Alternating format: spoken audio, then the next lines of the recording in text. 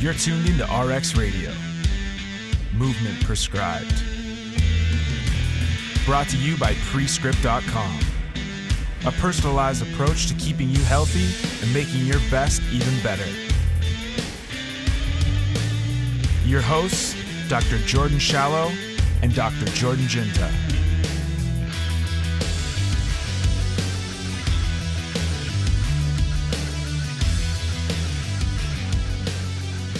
I grew up, I didn't grow up in Brazil, but I grew up in a place where it was like, there are consequences. Like, I'm not saying like, oh, you got in trouble and then you got killed. But situational awareness is something that I'm still like. I used to walk my dog in California, and I would like low key have his choker collar around my knuckles, and like if anyone's ready to pop off, they're just gonna get a barb to the eye. Like, I was always kind of that way. But dude, that was like, you grew up in a place where a wrong turn meant like you could die. Not in São Paulo. São Paulo, I grew up like in a really good neighborhood. Like I always went to a really good like sports club. Yeah. So for me, it was, I would say that life was a little bit easy, and I made it happen. But you were still worried about, like, even when you're driving down there, you're worried about like you're making sure you don't get boxed in traffic and things like that. Like whenever it's like a 9 o'clock at night, I never stops in any red light. I never like, there are a couple procedures a couple protocols that you do. Like whenever you're gonna get in your house, you gotta like look around just to see if not people are on the streets. You know, you gotta do that. But so, like his house, put it in perspective though, his house has, everyone's house in his neighborhood has walls. He's one of the only houses who doesn't have a security guard in front. He has electrical wires and a big, guard, and always had a pit bull, Rottweiler. Yeah. And so like during my childhood, I didn't even have like keys for my house. Like the door was always open. You can go anytime, just open the door and get in. When did you realize, at what age, that like this is not how people live in the rest of the world? I think once you start traveling and you came to like US when I was really young. We went to Disneyland and I was like, fuck, that's pretty cool. And my parents always liked here, and once you go around, that's pretty nice to live. You don't have to have your guard up, like that's a place that you want to have, like, eventually I want to have kids, so you don't want to have your kids like running around in the streets and maybe something wrong can happen. I mean, it can happen here as well, but there is like a lower risk for sure. How much of growing up in that situation do you think shaped like kind of who you are as an athlete? A lot, absolutely, because you always have to be like on a high alert. And because like you live like in a good neighborhood, as Jeff just mentioned, so you gotta always be like on high alert, like whatever, that you're a target. People want to get your shit. I never got robbed, but there was a situation that my brother got robbed in front of me, and was like the most Garacho? No, Silvio. I was gonna say, who's fucking yeah. Silvio. That, dude. Silvio bought like a brand new like motorcycle, like super cool, and like a month after, we closed the gym, and it was like December 23rd, and I parked in front of his apartment and said, let's go out to eat. It was like 10:30 at night. 3 guys stopped behind him, came down like with guns, said, oh, you're a police officer, we're gonna kill you, you're gonna kill you. And I was watching everything because I parked my truck like 20 meters away in front of him, and I was watching everything on my mirror. So I was like, I'm gonna step out of the vehicle. I grabbed my phone and I was like, what the fuck I'm gonna do here? Everybody has guns.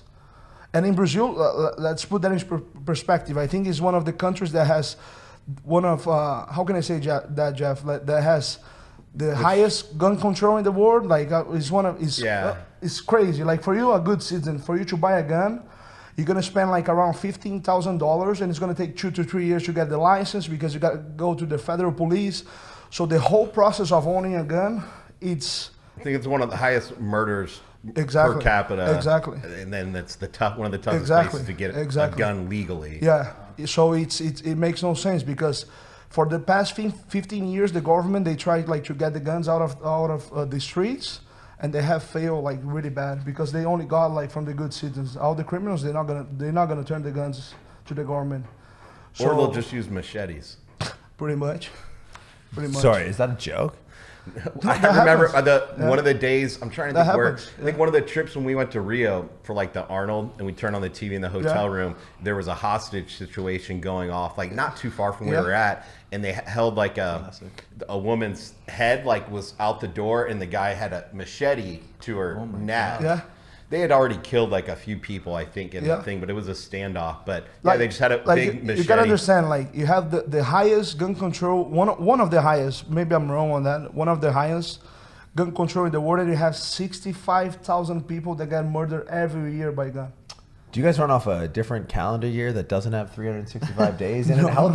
What's the math on that? It's a lot. 20 It's people crazy. a day? They also have an insane It's crazy. population too, and specifically in Rio. It's right? crazy. How many million people live in Rio? Like 12, 15. In São Paulo, it's like Half 30. the size of São 30. Paulo, São Paulo's São Paulo is bigger. So you have Canada in a city. Yeah. And you how many thousand of murders a year? 65,000. Like Google right now. Like I don't have like my phone is dead, but you can Google like last year. I'm trying to do the reverse engineer the math on 365 days, 3.5 being half of 7.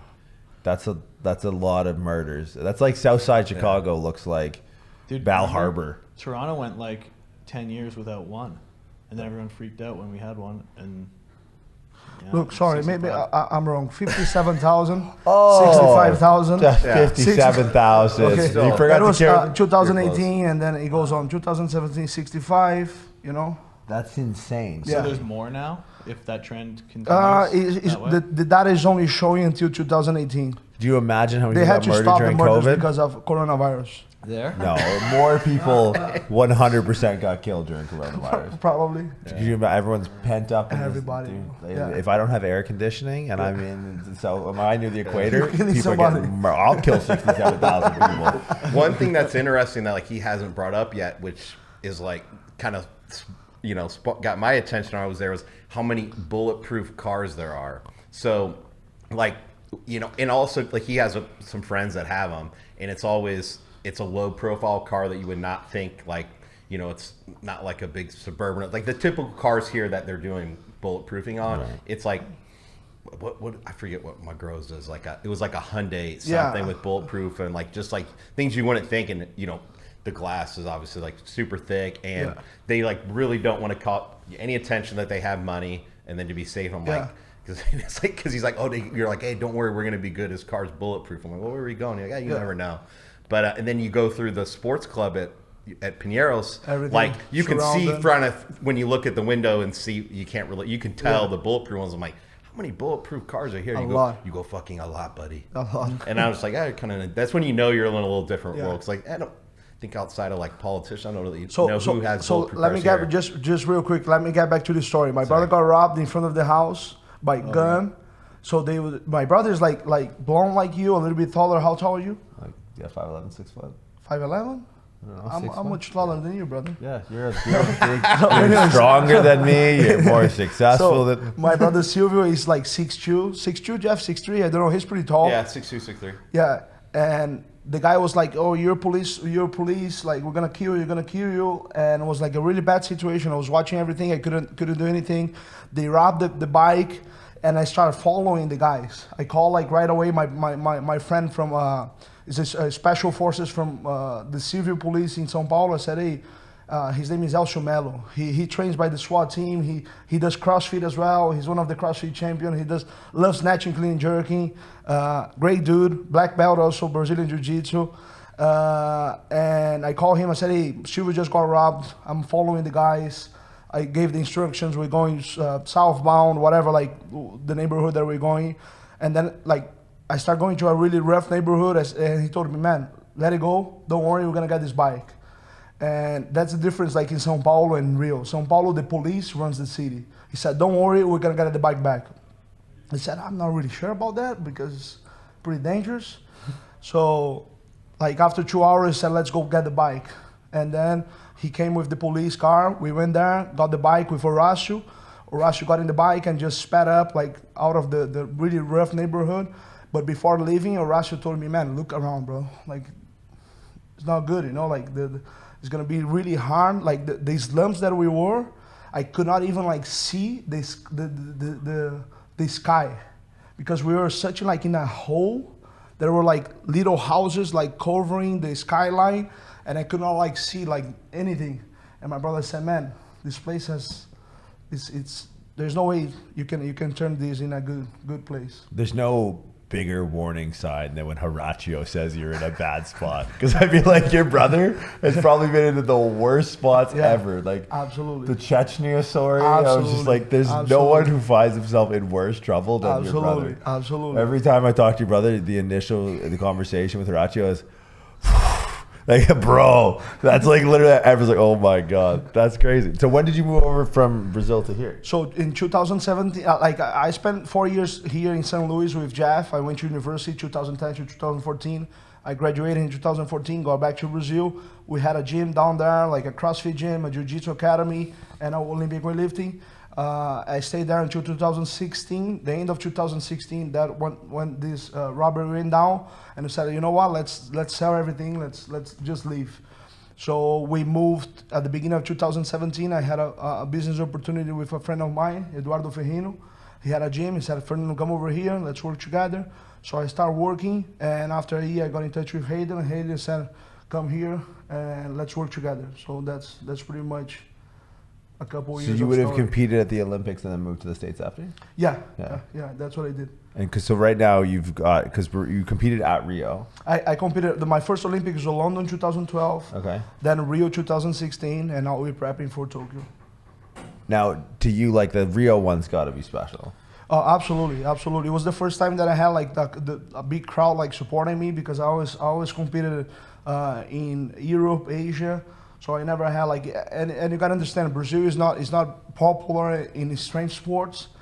So people always used to make fun when they see like Brazil in the roster. They would say, "Oh, he's not good." It's not Brazilistan. Exactly. What is this guy gonna do? He's being modest though about. So it was the only session in the Olympics that was sold out. You were there. Yeah. Oh, and unreal. then the introductions, the whole crowd during the introductions, everyone was like hitting their feet on the bleachers, yelling "Fernando, Fernando." We had a whole like section with shirts and everything, and the announcer had to say, "Hey, everyone, be quiet," and like let him. Like they had to like stop the introductions because everyone was going so crazy. And then they started the introductions. Then right when they finished announcing the last guy, everyone started chanting again. And like the whole place is shaking. It's funny because I feel like the Olympic weightlifting etiquette code never made it to South America, because it's just like, I mean, I got really introduced to Olympic weightlifting through Jordan and watching him compete, and you go there and it's almost like this. Like next up, it's like a golf essentially with a barbell. It's like up next we have Gilmore Happy and Lafferty Daniel, and it's just like, and then all like I watch you guys train at Hybrid, and it's just like. I swear one time, I didn't know who was doing it, but there was like a vuvuzela in there somewhere. It was just like this giant horn. I was like, I don't remember this in the Olympic weightlifting manual. It's like, this must be Latin America Olympic weightlifting or something. Because it was so different. Like Olympic weightlifting to me is like a bunch of people who have cats. Yeah. And like, it's so, because he goes and like we were at the AO, what would that have been, like 2 years ago out in Vegas. And it's just like this giant auditorium with a bunch of people lifting, and like they come from a powerlifting background, so it's like a shitty backyard Metallica cover band turned into weightlifting competition. And it's just like up next, and you know, there's always a shot of like the coach on the side, and they get the lift, and there's you go on the clean and jerk, and there's a collective holding of the breath, and it's just like you get a golf clap, and everyone's like what the fuck is this? And then I go to Hybrid, and it's just Spanish and Portuguese just getting yelled across the gym. Pretty much. Like our daily training is like brutal, so you have to have like a good environment. Otherwise you're gonna sleep. If you have this environment that you're just saying, and you're already like in pain, everybody's like has like kind of like a bad mood. You gotta be like really proactive. Let's go, like yelling, come on, let's go. Otherwise, it's impossible to go through the training session. Now, who was that for you when you started? Because you're that for everyone in Hybrid. Yeah. Like, Yeah, who is that? week when you weren't here? Was that? That week when you weren't here? bullshit training over there. Yeah, dude, they took that week off. They were like, oh yeah, we have training at 10. I'd come in at 10, ghost town. It's like they took advantage. But it's crazy to see just the gravity that you have. Like you said, you're that for everybody there. It's like when you're there, it's like nobody wants to disappoint Fernando. Everyone like wants to live up to, you know, like the standard that he's setting. It's pretty cool. That's pretty cool. But who is that for you? Like what right like, now? Oh no, like on your way up. Like there's got to be times. Like he lives in a tent in his driveway in California, and like, there's no hype. His dog barks sometimes. Like I always had my family supporting in any shape or form. My dad and my mom, everybody, like my brothers, they were always there. Like never let me down. Whatever, like I would like doubt myself, or I had like any fall, like, oh, I'm not feeling good, like somebody would be there like behind me pushing, no, you can do it, you have to do it, let's fucking do it. So we try to narrow down the doubts and the questions that I had, and I had all the support that I needed, like from my family, from my sports club, from my team, and pretty much it is. Even though there is like individual sport, you must have like a good team environment. Otherwise, you cannot do anything. So you have to share your passion with other people. Otherwise, it's really hard, like to train by yourself. I've trained by myself.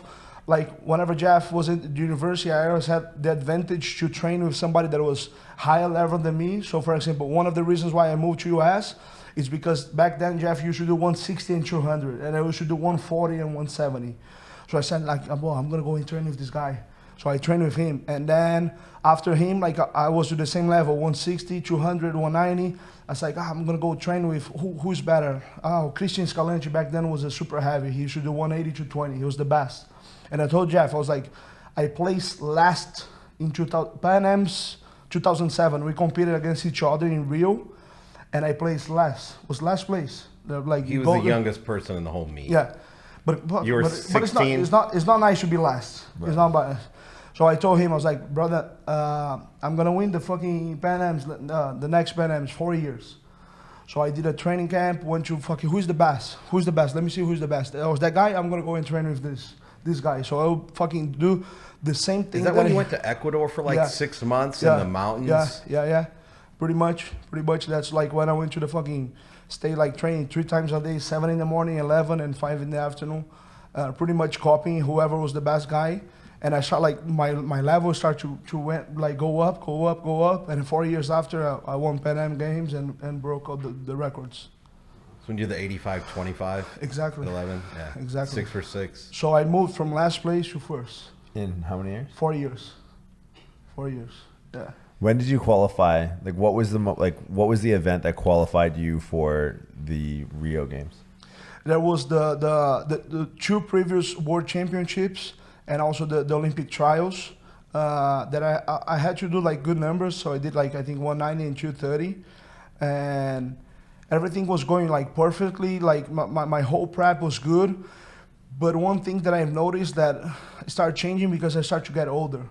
So the same protocol that I was doing like 4 years before, 5 years before, wasn't working anymore. I was training 7 in the morning, 11 in the morning, and 5 in the afternoon. So I started doing like not overtraining, but my training started going down, and I couldn't sleep well, I couldn't recover. So all the injuries started to show up. Like I tore 50% of my elbow, I tore 100% of my chest, I tore 50% of my knee. So I had to sit down with the group of coaches there and say, listen, it's not working, you know. It's not that I don't want to do the training, but this training is not fucking working. So we gotta change, otherwise I won't be able to compete at the Olympics. I won't be able to show up the day that I have to show up. So I'll go here, like we sat down before, 6-7 months before the Olympics, and said, whatever it takes to get a medal, we're gonna do it, okay? Everybody here, it's not gonna be good, it's not gonna be pretty. You can eventually get hurt, as I did a couple times. I had to do like PRP like 4 times in 6 months, which wasn't pleasant. But eventually I had to change the protocol because it wasn't working for me, you know? So like what was like the biggest lift? Like was there a lift where I would imagine that up into the point of actually competing in Rio, the biggest lift for you would be like, okay, if I lift this, I actually get to go compete at the games in my home country. Was there a single lift where like I need to snatch this or I need to clean jerk this to go to the games. I think you guys did it on Sinclair, though, who made the Olympic team. So, like, there wasn't anyone close to him. Yeah. So it was basically like, if he was healthy and could go to any competition, like, he was going to make it. So I don't think it was it's not like a formal trials per se, like US. Yeah. So I don't think there'd be that one. Sorry. No. So then what would be the biggest lift then? You're right. I think for me the biggest lift was 200 snatch. That's definitely something that only like very few people in the world have done. Like, how many lifters have done 200 snatch in the world, Jeff, in the history of the world? Like 15? Probably roughly. But then in Pan America, I mean, you were the first person in history ever in the history of the world. Yeah. So the first one. So where was that? So you got 200 kilos on the bar. What's the event? Did you do 200 first, or was that when you did 202? 200 I did it in 2017 World Championships in Anaheim. That was the first time that we watched last night. Yeah, that was the first time that it's not 200. No, that was 2015 that we were watching in Houston. Oh, okay. Yeah. So I did 195 and 230 there, and in Anaheim I did 200. It was the first time that it's not 200 in competition. And I've never snatched before 200 in training. I've done from the blocks, and that's another like different way that how we train. I always try to peak at the competition because I'm not able to peak during training because I'm not able to recover. You know, like you have other lifters from different countries. They lift much more weight during like training.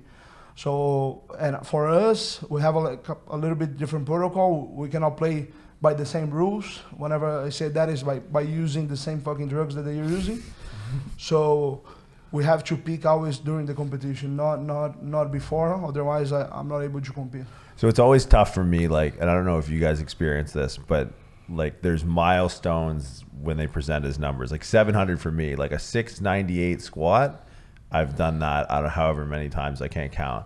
But there's only a handful of times where I've squatted over 700.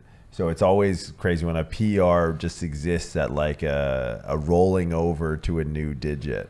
So you're in Anaheim. You're at, what's the competition? World Championships. You're at World Championships. I'm assuming this is your last attempt.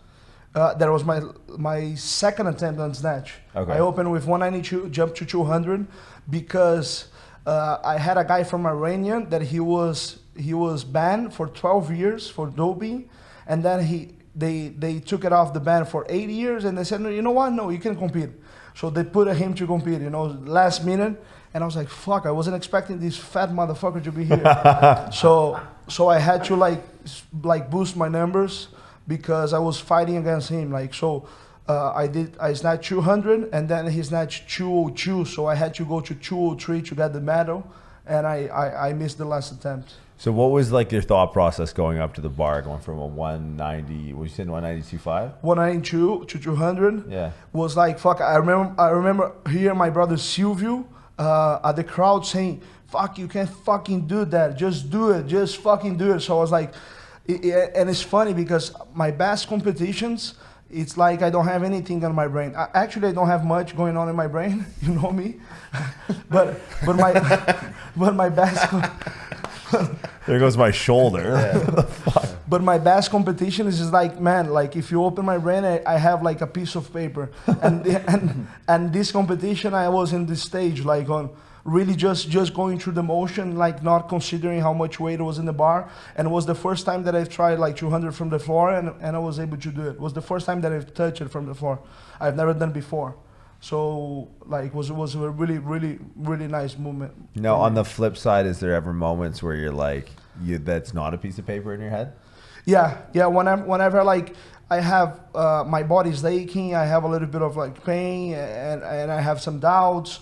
So then I start to hear like the good voice and the bad. No, you are able to do it, and the other one say, man, it's really heavy. You're gonna hurt yourself. Take it easy. So it's like a mental battle, like saying, no, like I can do it. Let's shut it down and try to repeat that. The good motion over and over again. So I'm able to make the lift. So what, and I'm kind of interested in all your opinion on this, is like, because I'm sure we all have it, right? Like we've all competed at pretty high levels in barbell sports. Like what shuts it down for you? Do you get, because you're so annoying to watch lift. Because he's got like the biggest grind ever. It's the worst thing. It's the fucking, because it's like everyone else has doubt. that you're going to get this barbell up. But you seem the only one supremely confident enough that this RPE Hayden fucking deadlift is going to go up. Like, how do you resolve the conversation in your brain, or is there a conversation in your brain? I think once I've like made the choice that like I'm putting that attempt on the bar, it like in my head it's made. Okay. Like I put it there because I've already told myself I can do it. So literally the only way that I miss lifts now is gravity forces the bar down. Right. But like it will never be a case of like, I don't think I have it, so I'm just gonna bail on it. Like if I miss, then gravity just literally pulls it. You don't down. get the yips or anything like that. No. So you're not one that fails off the floor on a deadlift or anything like that. Like you're it's moving. Yeah, I mean, if it gets past my knee, I'll always make it for sure. It's just like I think due to my proportions, right around the knee is where I struggle if I do. So it's like once it's on paper, it's this you've committed. There's no doubt. I might be wrong. But Sure. like in my head, I'm convinced. But there's no yips or anything And like that. what is harder to compete at? I've never competed on powerlifting. What is harder to compete, Olympic lifting or powerlifting? They have their own like challenges. I think if I had to just like straight up say one or the other, weightlifting, because unlike powerlifting, if you've done your prep properly, you know, you go into it knowing like you're not. If you miss your opener, you made a dumbass move, right? But it's not uncommon for someone to miss an opener snatch. Like you can do perfect prep, you can be perfectly ready, perfectly rested, ate all the right food, and just like something happens and you miss a snatch or you bomb out in snatch, you know, and it's like fuck, you just wasn't there that day, like something was off in your head or whatever. I think powerlifting is just the variables are more controllable, and also like you don't play the same games in powerlifting really that you do in weightlifting. And if you do play those games, like changing attempts to try to fuck people up and stuff, it only happens in deadlift. Whereas in weightlifting, dude, people in like the C session are dicking around with attempts trying to mess people up, you know, in snatch and in clean and jerk. So there's just a lot of moving parts in weightlifting, and I think it's a little more like in the moment mental sharpness matters a lot. What about you?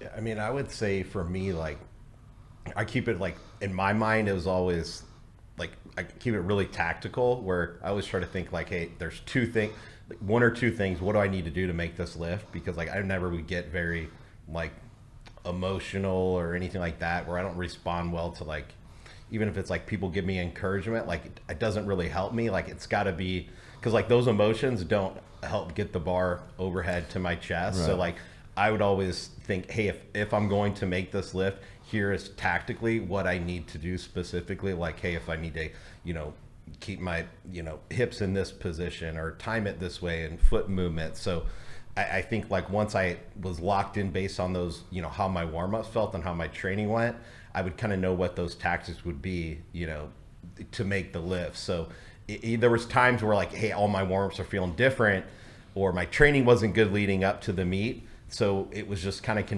those are the meets where I didn't obviously perform poorly. But if I can identify, hey, in the warm-up room or from my training in advance where, hey, here's what tactics I need to do to make it, I think those are the things for me. Okay, I think that's a really good point that he just made, that you cannot let your emotions control your lift. And I remember like very vividly when it was in 2018, the World Championships in Ashgabat. I went to do my second clean and jerk, 245 kilos, so 5 kilos more than you saw at the gym. And I remember that one of the coaches said, go get your medal.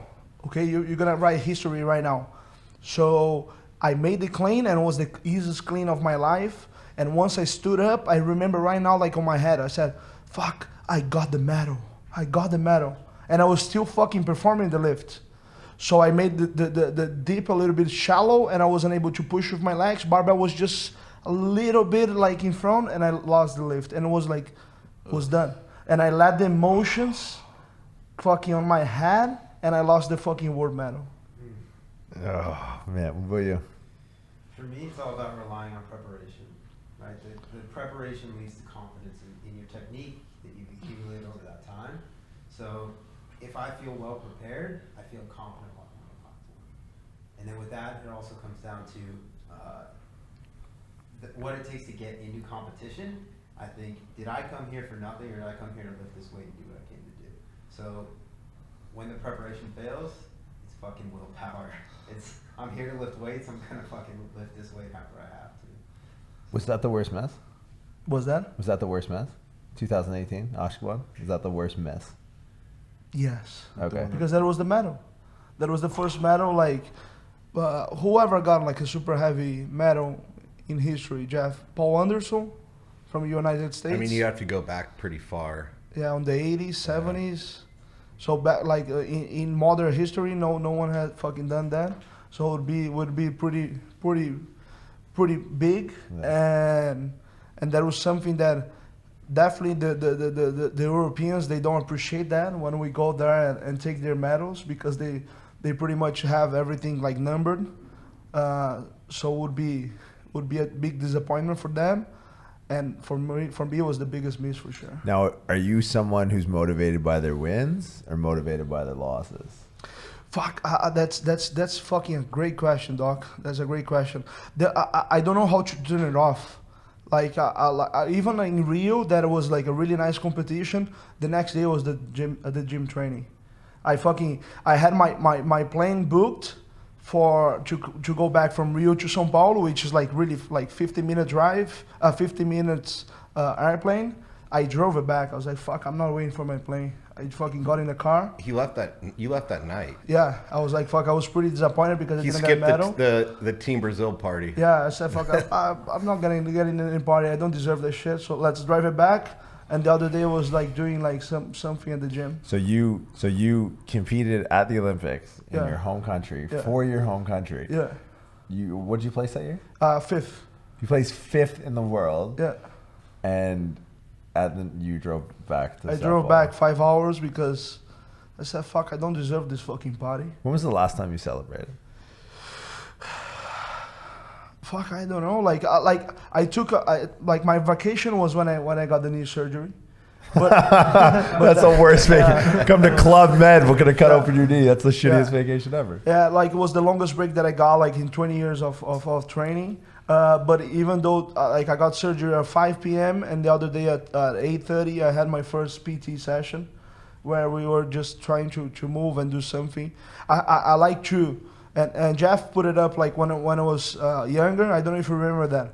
He told me once like, fuck, take an injury as an opportunity to work your weakness. Because every day that you go to the gym, you work what are you good, like big muscles, legs, back, biceps, triceps. And you never work like the edges. So whenever you have like a fucking injury that you cannot perform the regular lifts, fucking take that as an opportunity to work the small details. So I said, fuck, I'm gonna do that. So I started like doing like bodybuilding, upper body, like bench press, everything that I could like do upper body, and while I was doing rehab for the knee. That's insane. Fuck.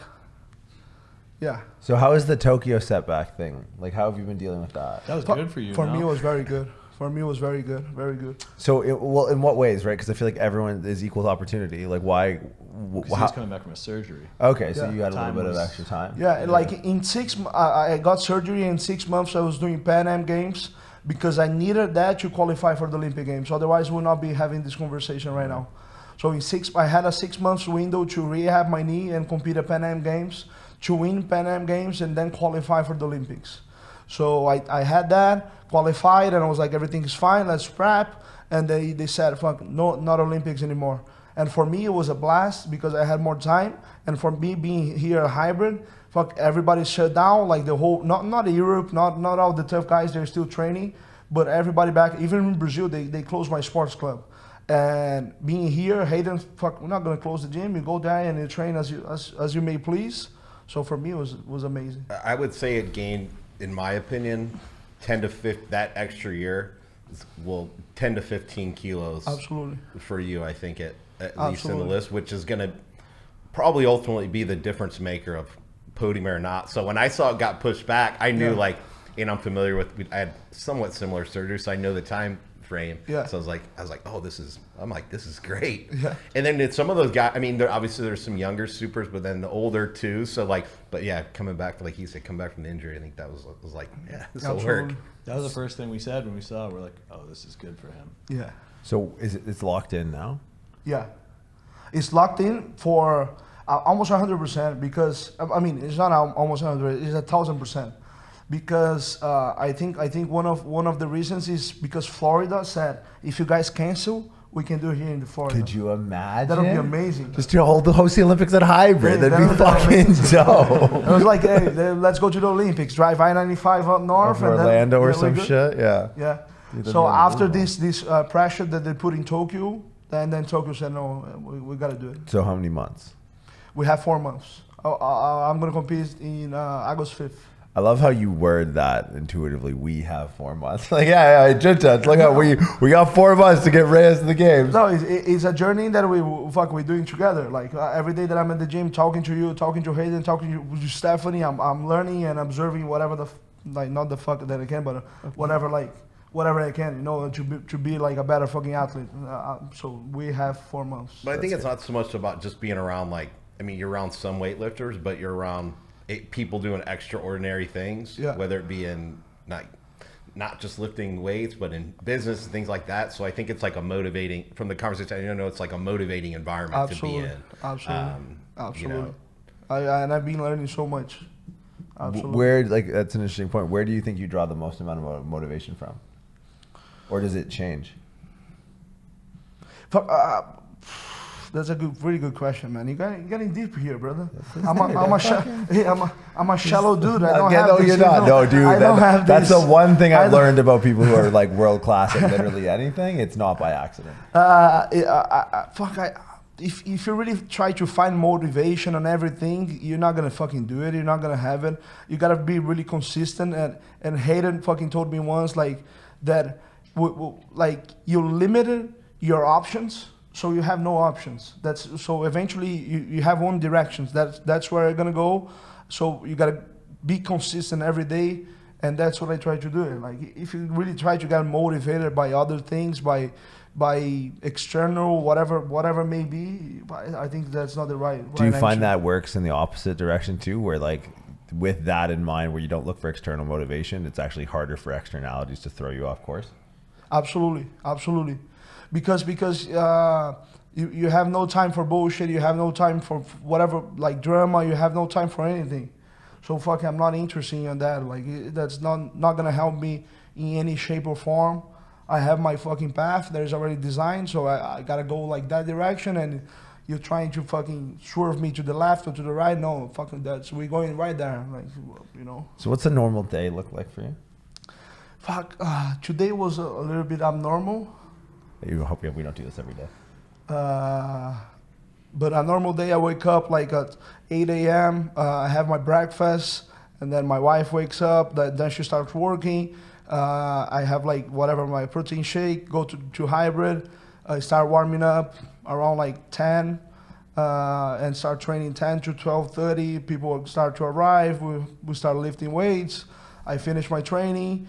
I eat something right away, and I have PT for 40 minutes, 1 hour, and then I go home, eat, take a nap for 2 hours, 2 hours and a half, come back later at hybrid, start warming up again, train from 5:30 to 7:30, go home, do sauna, do a little bit of recovery, and then eat again and sleep.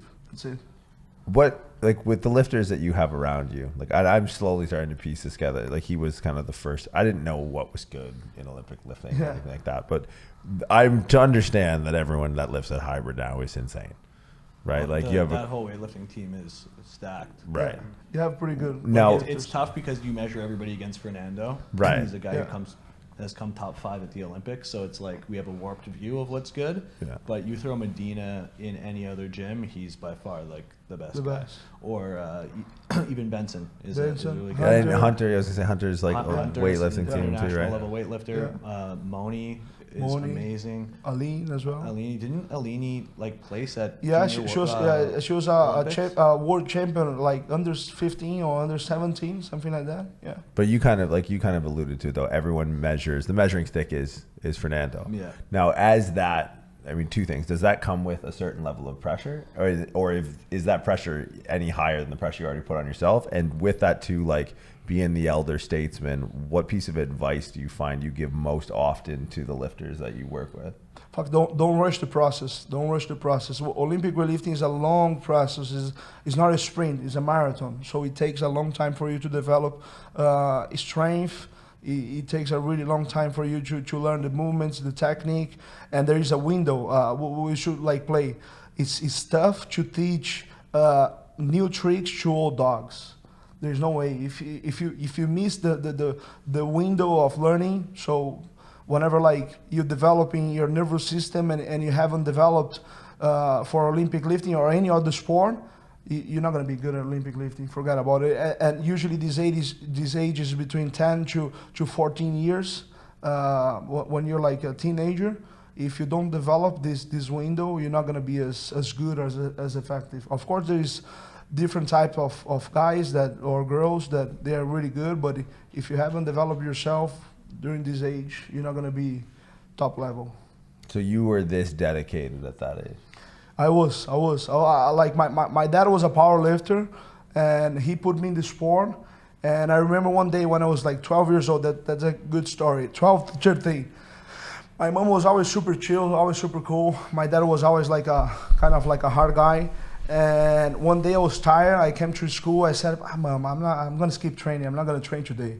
And my mom said, "Sure, just sleep, just relax." And my dad was working. He called the sports club, said, "Hey, where's the kid?" And they said, "Oh, he's not here." So he called my mom. He called home. "Hey, where's the kid?" My mom was like, "Oh, he just left. He's training." My dad, "You're lying." So my dad left his work, crossed the city, like São Paulo, the traffic is horrible. He beat the shit out of me, like bad. Put me in the car, drove me to the club, and we had like a group of 10 to 15 like teenagers, and he embarrassed me in front of everybody. He said, "Listen, while you guys were hard working here training, this spoiled motherfucker was like sleeping." You're how old? I was 12. That's amazing. Yeah, 12, 13 years old. And I remember that I cried and I felt like so bad. And after this, I never missed a fucking practice. Never. There's no question for you. You said earlier that you like one day want to have kids. Yeah. You're at work. Yeah. You just get this sense that little Fernando's fucking asleep. A little 12-year-old Fernando. Do you do the same thing? I think so. I think whenever you're that young, you don't have the freedom of choosing. It's your parents' obligation to choose for you, because you don't have the wisdom, you don't have the experience of choosing for yourself. Maybe he was a little bit tough on me, but I think he learned through the process with my other brothers. My other brothers made a lot of mistakes and did a lot of wrong things. Maybe if we beat Horacio more. He beat it up so much, Horacio, man, so much. But definitely like back then I could not see through this perspective, but right now like I understand like really well. Like you cannot let like a 12, 13 years old decide what they want. They don't want anything. Like you as a father, as a parent, you should guide and have the best decision, you know, for your kid. That's crazy because I don't have a single memory from the age of 12. I was telling him the other day, the first memory I actually had, like the first formed memory as a human being, is actually my mom making me eat antibacterial soap in our house in St. Catharines. That's when my memories came online. Because you said a swear word? Yep. I was 4. My mom did that to me once, and then she was concerned that she made a mistake, so she tried it herself. And it was such a bad experience for her that she cried and apologized. Yeah, see, you know, I got a wolf mother. My mother was like, "No, I don't need to know this to know you deserved it." That's crazy. 12 years old. Yeah. Now, how often do you call on that? Like, do you think about that often, or do you use that as a teaching point often? I do use that as a lot. I tell a lot of this story like when I'm teaching seminars. And that was really funny because once like I went to one of my big sponsors is Petrobras, is like an oil company from Brazil, and I was telling this story for like a group of VPs and executive guys, and everybody was laughing, but the psychologist was saying, "Oh, that will bring a lot of trauma. You cannot do that. And I was like, fuck, it's already done. Sorry, like, you know. And then the boss of the company, the president, said, you guys understand now. I'm Fernando's dad here. So if you guys I'm going to buy shares in this company. That company's going to be really successful in 18 years. That's funny, crazy. Bro. It was really funny. No, but with the, like, I see you interact with the lifters here. There's never, like, it's nothing but support. Yeah. Like, in everything. It's just, it's so crazy to me that it was the iron fist that was part of your development, but with you, like, you dispense with that. Like, everything is constructive, everything is uplifting, everything is supportive. That's a great point. Great point. Like, I'm not as tough as not as my dad was, but I think it's important for them to enjoy the process. I did enjoy the process, but for me it was like really professional since the beginning, and people nowadays, they have like so much like other problems. I didn't have those problems, to be honest, you know. Fernando, you just told us that you grew up in a neighborhood. It's like, you could get in trouble, aka die. It's like, life was simple. Avoid those parts. Go to training so your dad doesn't whoop your ass. Eat, sleep. Exactly. He's the most optimistic person, though. Like you'll ever meet. He always looks at the bright side of any situation. And like, I'll use a prime example of like, so my dad was in the hospital with a bacteria infection in his spine. I think it was myelitis or I forget what it exactly was.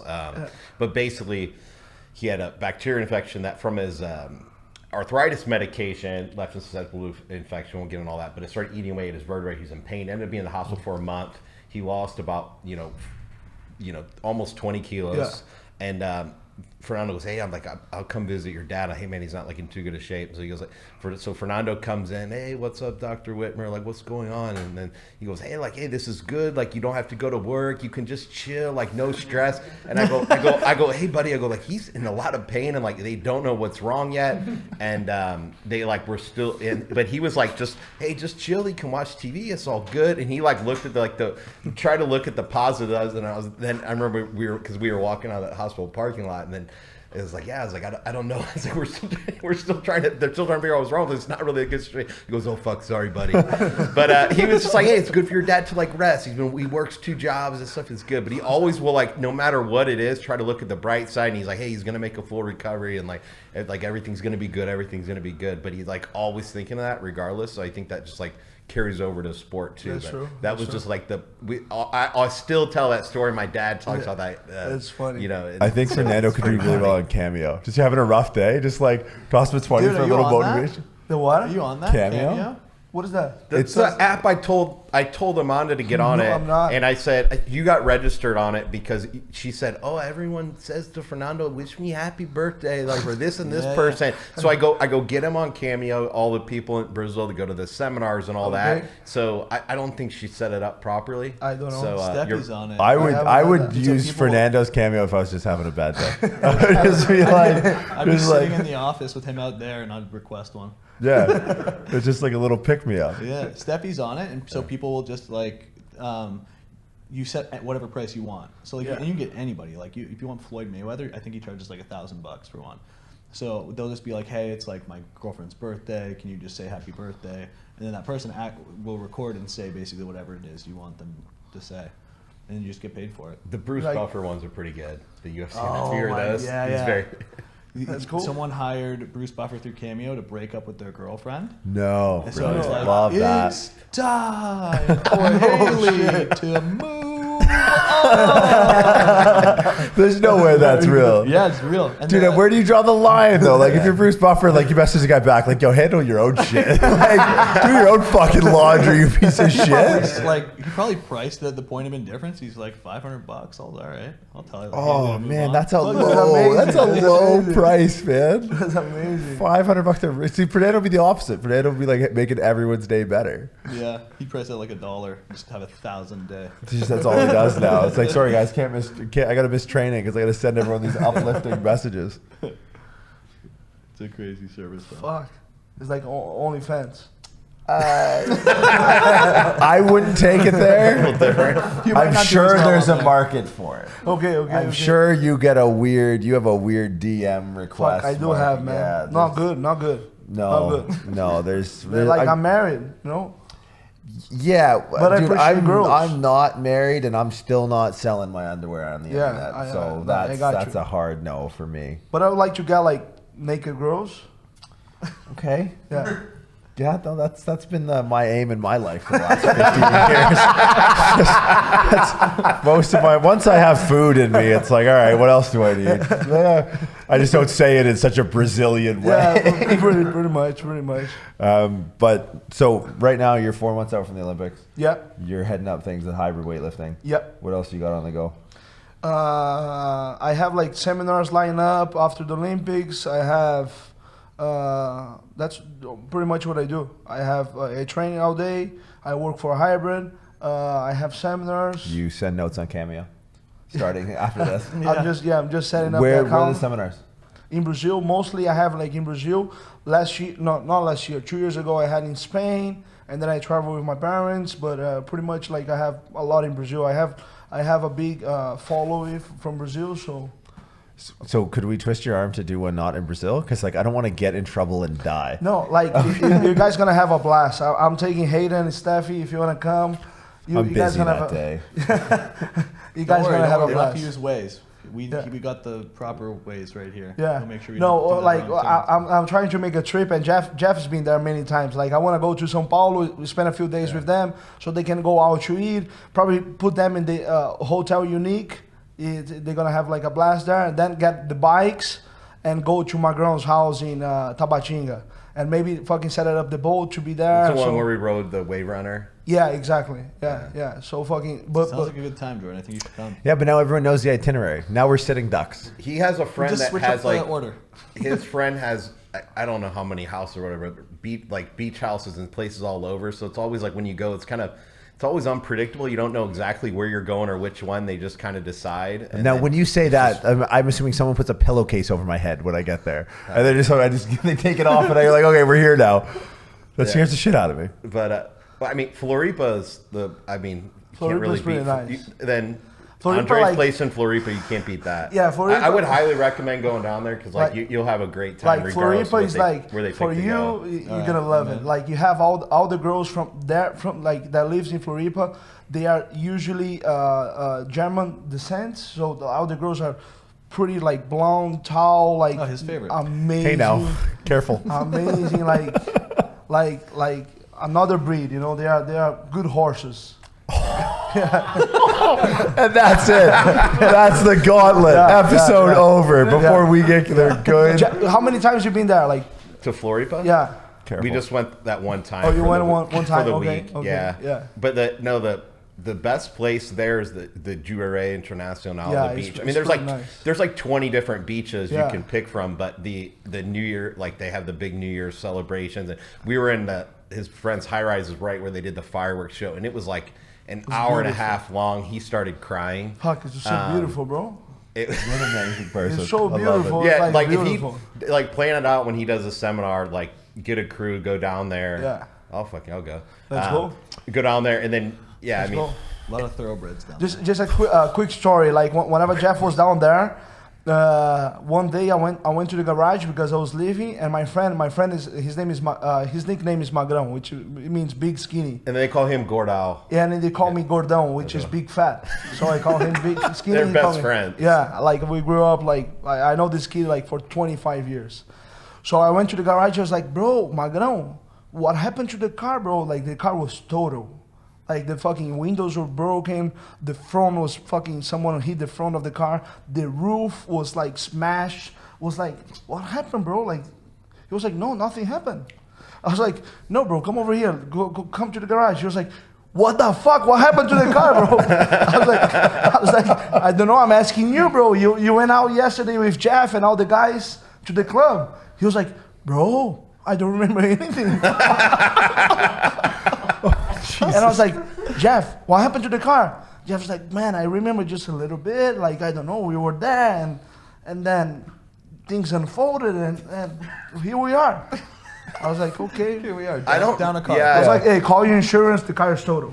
Things unfolded, aka car smash. Get in trouble, aka get killed. But what I need a Portuguese Brazilian translator book or something. What do these words actually mean? the biggest mystery though was the damage to the roof.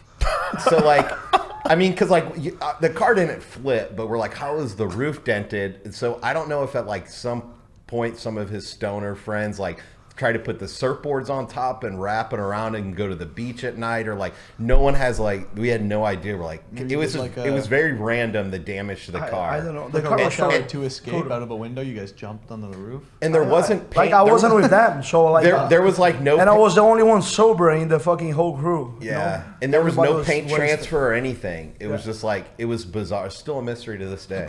I don't know how I get pulled into it, because I was like, I don't even think I was riding in that car. But But you went out with them. yeah, maybe. I still don't remember. But the funny thing was though, he just was like, he was kind of like more curious than anything, and then he was just like, oh fuck, let's go to the beach. Yeah, So, like he's it was like the it most was chill a guy. 5 minutes worry. I was like, man, bro, I don't remember. I was like, maybe call the insurance. I said, fuck, it's a pretty good day. Let's go to the beach. Fuck, okay, bro. Forgot about it. I think that's a a typical lesson. day. That's a lesson to be learned. There's no way. I'd be hung up about that still. I wouldn't be your friend. You went out. You told them you were with someone who told them my car 5 years ago. Ah, fuck you, man. There was like 10 of us though. Yeah, there was, like- and no one had any recollection Yeah. of what happened. those so. are the new friends. I have 10 friends who are so belligerent drunk, my car is totaled, and no one has any idea what happened. I know I wasn't the one driving because it was a stick, so I don't know how to Yeah. drive sticks, but I mean, maybe I was. I can't tell. Maybe I was. That's why that happened. I can't tell if this has been one long commercial for travel and tourism to Brazil or one absolutely don't ever go to Brazil commercial. Like you're gonna have a good time. All right, we'll do it. It's gonna be an experience. So after the Olympics? Of course. Okay. Of course. You want to go during the summer in Yeah. Brazil, so it's like what's the November to Yeah, February November, roughly. Yeah. If you go like July, it's gonna be a little bit. Are you in on chilly, this? Cold. Oh, I'm in. You a hundo? Yeah. Jeff, you going? I'm in. I'm All always right. in. Okay, you've my heard it. my All right. visa's still good. They'll still let me back This in. is accountability. We got to go to Brazil now. All right. Well, Fernando, Jeff, Genta, Hayden, appreciate you guys. Thanks for tuning in. Always a Thank you pleasure. so much, Fernando Reis dog. on Cameo, Instagram. Thank you. Thank you so much, brother.